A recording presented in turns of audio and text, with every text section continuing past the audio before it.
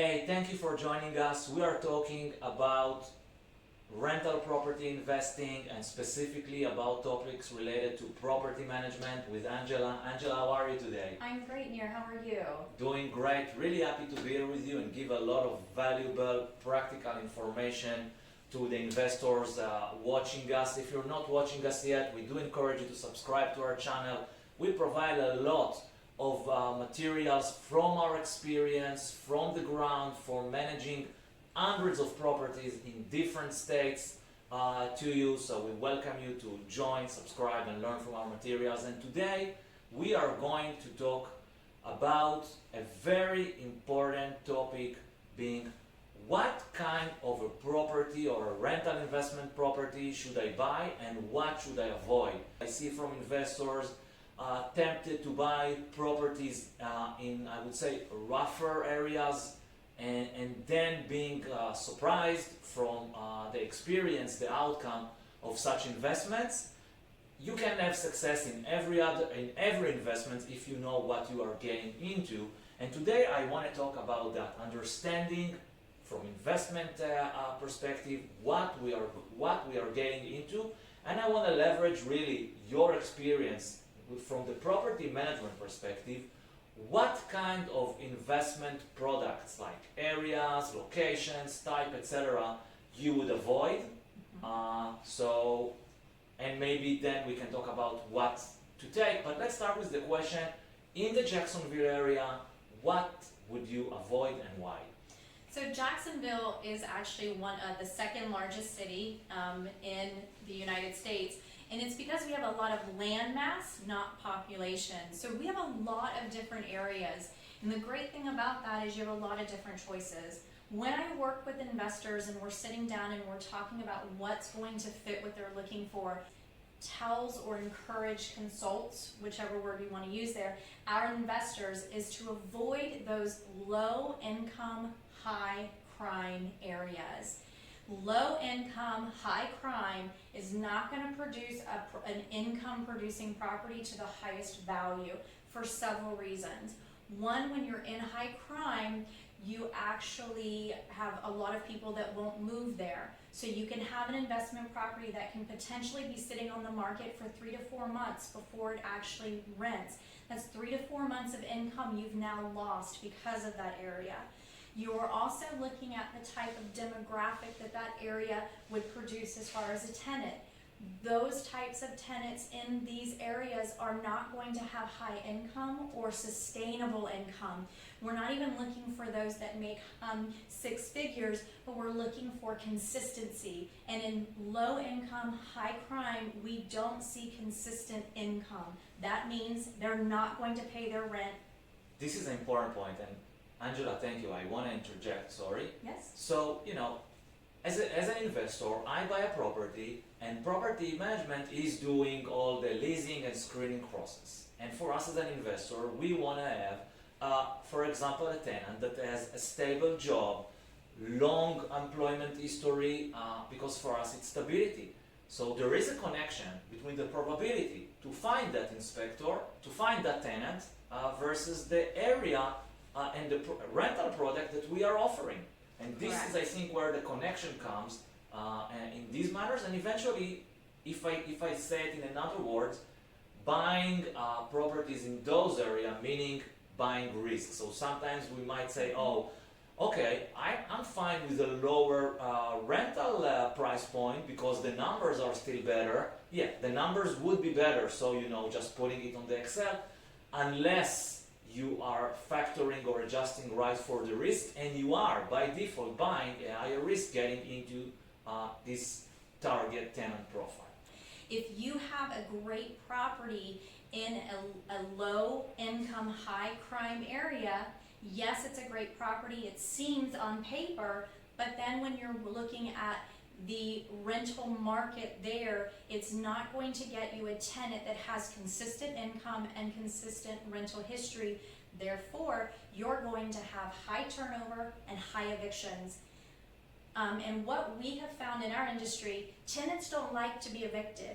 When you have to evict a tenant, even though they didn't pay, they like to destroy your property. So not only are you looking at loss of rent for 2 to 3 months, but now you're looking at excessive damages because this tenant is low income, they're not worried about a credit score most likely, which means they're not looking at long-term growth in their personal lifestyle. And they often, what we have seen in these areas, in these evictions, is that the properties can take upwards of $20,000 to $30,000 in repairs and stolen equipment and damages. And when you're looking at $20,000 to $1,000 in a flip from one tenant to the next, I would imagine that eats your profits probably for several years. Yeah, so it's the rental income loss, it's the vacancy period, it's the tenant turnover cost, and it's the potential damage to the property. I can say, and I will say it personally, when I started investing in 2012 in the Metro Atlanta area, luckily I tried different areas and I purchased in high-end areas, but I was also tempted to the lower high crime areas, thinking, well, I'm buying a property that was like prices back then, $30,000-$40,000, so what can happen? Let's buy it. Worst case, I'll just sell it. And what I realized is that actually I've paid the renovation basically for nothing, making it rent ready, because I lost the rental income, and more than that, when I had to renovate again, just to realize I'll keep getting the same type of issues and tenants. And the other thing I want to put into it from the investment perspective is that when we are buying a property, we're not only putting money, we will find ourselves, and that's what happened to me honestly, putting more time and efforts because I always have to engage issues. So the more we are going into the conforming, I would say, or higher areas, and I'm just talking even like blue collar areas, stable blue working class areas, we find that there is more predictability into it, not just numbers wise in terms of buying the risk, but also in terms of our time, efforts and resources to governance, although we employ property management for the governance of the investment product. Exactly. And we find the same. We often say, because we do know a lot of do-it-yourself landlords here in Jacksonville, and some of them do work in the Section 8 lower income. They typically have larger portfolios. They've bought lots of them, so somehow those numbers balance out. But if you're coming in buying 1 or 2 properties, these are not areas that are going to make you that income. And also, these self-landlords, they are self-landlording and they're going to the houses themselves. They're meeting with their tenants.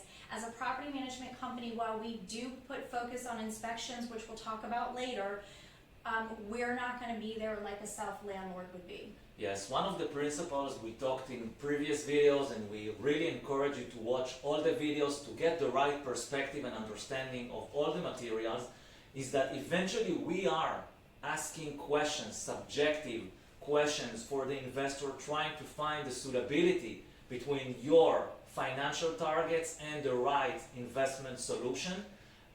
There is no one right thing to do and the other is not right to do. There are pros and cons, and we try, and this is what we do, not just try, help you be informed in advance before you get into the position, to the opportunities, the risks and the balance, making sure, and we are aligning expectation, that this balance suits what you are looking for in terms of your investment costs, time, efforts, and all the resources that you are in future going to assume taking this investment position. Absolutely. Great. Thanks for joining us. If you're enjoying our materials, please do like and share. We are trying to bring really practical, useful information from our experience managing hundreds of rental properties, and we would love to see you with us, or otherwise have good luck and take value from our information given to you. Thanks.